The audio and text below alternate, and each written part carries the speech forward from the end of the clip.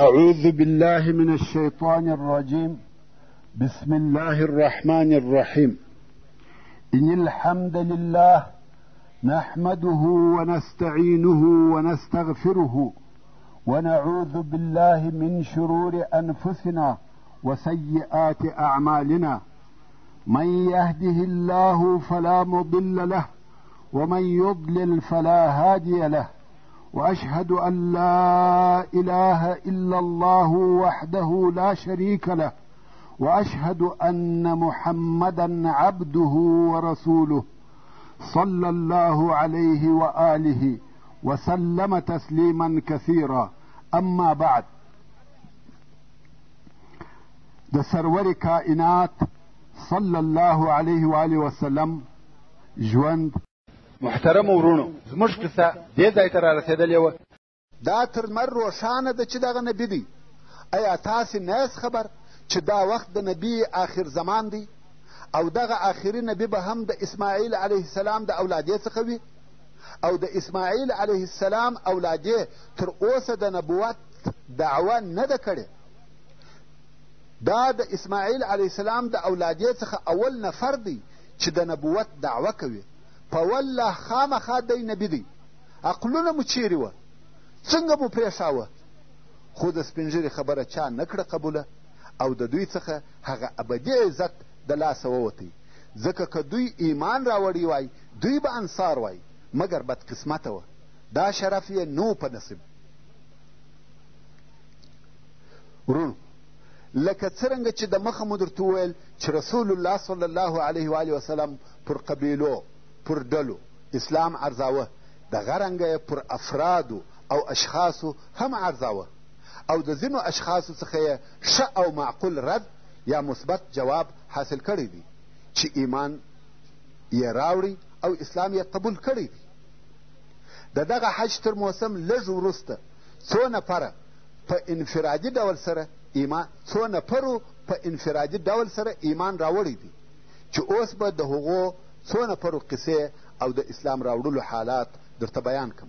اول، سوید ابن صامت چې شاعر، پوه او هوښیار سړی و، د عربو د مشرانو، د یثرب اوسېدونکی او د اوس د قبیلې څخه و.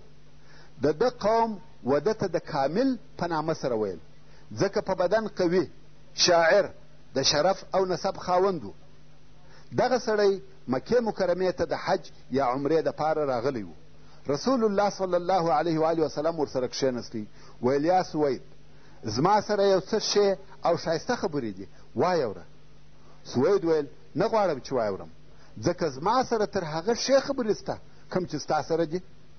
قانون خو دا و چې رسول الله صلی الله علیه و وسلم ورته ویلي وای چې یو وار یې واوره بیا حکم وکړه، مګر یا رسول الله صلی الله علیه و وسلم د ښو اخلاقو خاوند و. ویل: ښه، هغه ستا خبرې راباندې واوروه، څرنګه چې ستا سره زما تر خبرو ښې خبرې سته راباندې واوره. سوید هم شروع سو د لقمان حکیم حکمتونه او نصیحتونه ورته وایي. اوس نو لقمان حکیم څوک وایي نبي دی، څوک وایي نه دی، خو په دې کې شک نسته چې لقمان حکیم د مسلمانانو د ادیبانو، حکیمانو او علماو څخه دی، او الله جل جلاله په قرآن مجید کې ذکر کړی دی.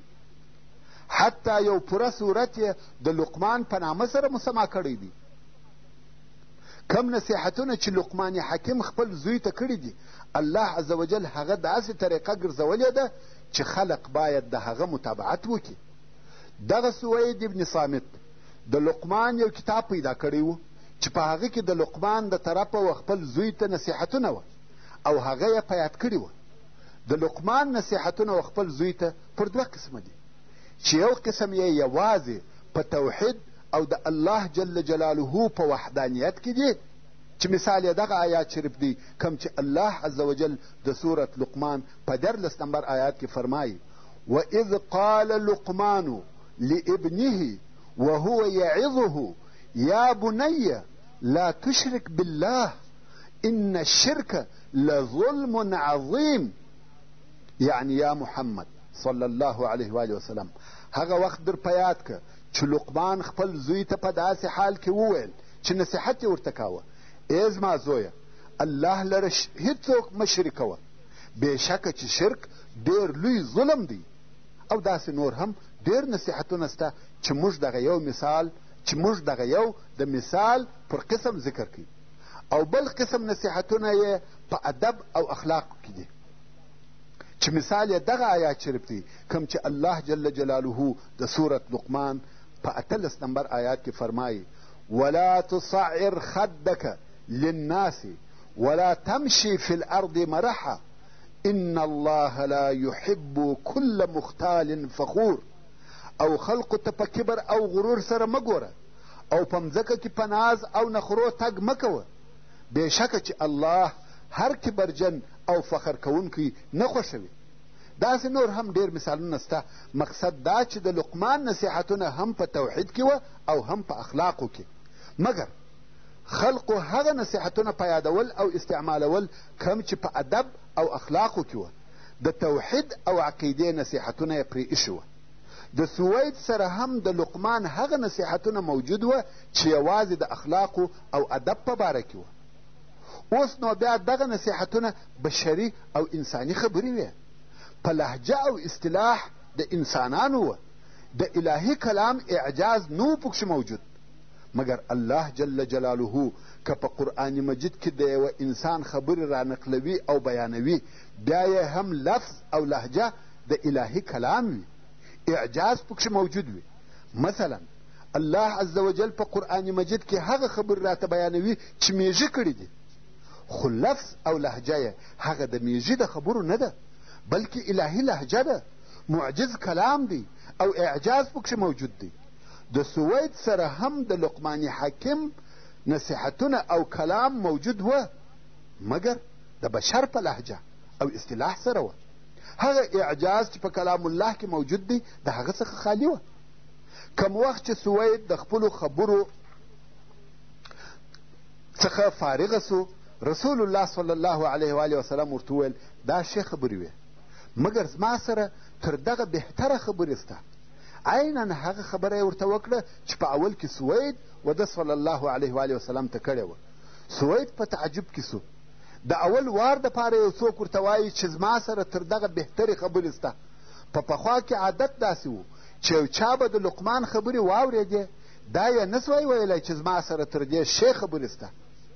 بیا نو رسول الله صلی الله علیه و آله وسلم کلام الله ورته ووایه، د قرآن مجید آیاتونه ورته وایي. کم وخت چې رسول الله صلی الله علیه و آله وسلم د آیاتو د ویلو څخه فارغه سو، سوید هم وویل: دا ښې خبرې وې، او دا جمله یې نه کړه پر اضافه چې زما سره تر دغه ښې خبرې شته. مګر پر دغه سربیره یې هم په دغه وخت کې ایمان نه راوړي، خو بیا په وروسته کې چې اسلام مدینې منورې ته داخل سو، سوید هم مسلمان سو او د رسول الله صلی الله علیه و آله وسلم تر هجرت د مخه وفات سو. او څوک وایي چې د بعاث په جنگ کې د خزرج د قبیلې د طرفه ووژل سو، او قوم بیا ویل چې سوید مسلمان ووژل سو، والله اعلم. دوهم، ایاس ابن معاذ چې نوی ځوان د یثرب د اوسېدونکو او د اوس د قبیلې څخه و. د د ایمان راوړلو قصه داسې وه: په یثرب یا مدینه منوره کې پر یهودو سربیره د عربو دوې قبیلې اوسېدلې، چې یوه د اوس قبیله او بله د خزرج قبیله وه، او د دې دوو قبیلو په مابین کې به همیشه جنګونه کېده. او د اوس قبیله نسبت د خزرج و قبیلې ته د نفرو په شمېر یو څه کمه او لږ وه. او په دغه وختو کې چې د بعثت یا نبوت د 11 کال شروع وه، هلته په یثرب کې د دغه دوو قبیلو په مابین کې د دشمنۍ اورونه بل وه، چې دا د هغه مشهوره جنگ یعنی د جنگ بعاث د شروع مقدمه وه. په دغه وخت کې د اوس قبیلې چې د شمېر په حساب د خزرج تر قبیلې لږ وه، یوه ډله د مکې مکرمې و قریشو ته ولېږل چې د خزرج په مقابل کې زموږ سره اتحاد او اتفاق وکړي، زموږ معاهدین او کومکیان سي. کم وخت چې رسول الله صلی الله علیه و آله وسلم په دغه ډله خبر سو چې مکې مکرمې ته راغلې ده، نو ورغلی او ورته ویې ویل: آیا تر دغه شي چې تاسې د هغه دپاره راغلي یاست ښه او بهتر شی در وښیم؟ هغو ویل: هغه څه شي دی؟ رسول الله صلی الله علیه و آله وسلم وفرمایل زه رسول الله یم، الله جل جلاله زه و خپلو بندګانو ته رالیږلی یم چې یوازې د الله عز وجل عبادت ته یې راوبولم او د هغه الله سره بل هیڅ شی شریک ونه بولي، او الله جل جلاله پر ما کتاب نازل کړی دی، بیا یې د اسلام احکام ورته بیان کړه او قرآن مجید یې ورته تلاوت کړي. ایاس ابن معاذ وویل یا قوم دا والله تر هغه بهتر دی چې د هغه دپاره راغلي یاست. یو نفر د دغه ډلې څخه چې ابوالحیثر ورته ویل کېده او نوم یې انس ابن رافع و، د خاورو څخه موټ ډک کړي او ایاس یې پر مخ په وویشتی او ویل دا ستا خبرې پرېږده، موږ د بل شي دپاره راغلي یو. ایاس چپ سو او رسول الله صلی الله علیه و آله وسلم د دوی څخه ولاړ سو. دا ډله بې له دې څخه چې د قریشو ملګرتیا لاسته راوړي بیرته په خالي لاس مدینې منورې ته ولاړه. د دوی تر تګ لږ موده وروسته ایاس وفات سو او د مرګ په وخت کې یې حمد، تکبیرونه او تسبیحات ویل. بیا نو خلقو په دې کې شک نه درلودی چې ایاس مسلمان مړ سو. دریم، ابوذر الغفاري رضی الله تعالی عنه. ورونو، ابوذر رضی الله تعالی عنه اول نفر دی چې د مکې مکرمې د باندې څخه مسلمانېږي. حتی داسې هم ویل کېږي چې 5 نفر و چې مسلمان سو، خو په دې کې شک نسته چې ابوذر رضی الله تعالی عنه د هغه اولو مسلمانانو څخه دی. د اسلام په شروع کې په اسلام مشرفه سوی دی. ابوذر غفاري د غفار د قبیلې څخه و او دا قبیله و مدینې منورې ته نږدې پرته وه. دا قبیله په غلا او لار نیولو سره مشهوره وه. دې قبیلې حرامې میاشتې حلالولې، یعنی په حرامو میاشتو کې یې هم جنگ او تجاوزونه کول. خو په خپله ابوذر رضی الله تعالی عنه د هغه خلقو څخه و چې د شرک د اعمالو څخه بیزاره او موحد و. پر دې سربیره په حق دین پسې ګرځېدی.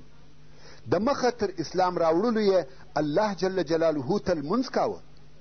خو د ابوذر رضی الله تعالی عنه د اسلام راوړلو د قصې روایتونه یو د بل سره لږ څه فرق لري، او زه دلته هغه روایت را نقلوم چې امام احمد رحمه الله یې په خپل مسند کې د ابوذر رضی الله تعالی عنه څخه په سند سره را نقلوي.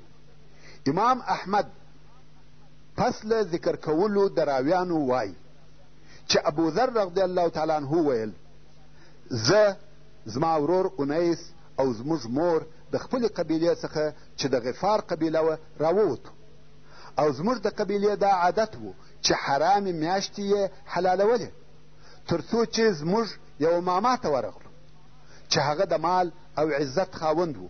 زموږ ماما زموږ عزت وکړي او ښه معامله یې راسره وکړه، خو د هغه د قوم زموږ سره حسد پیدا سو چې دا بیا څوک دي چې دلته راغله.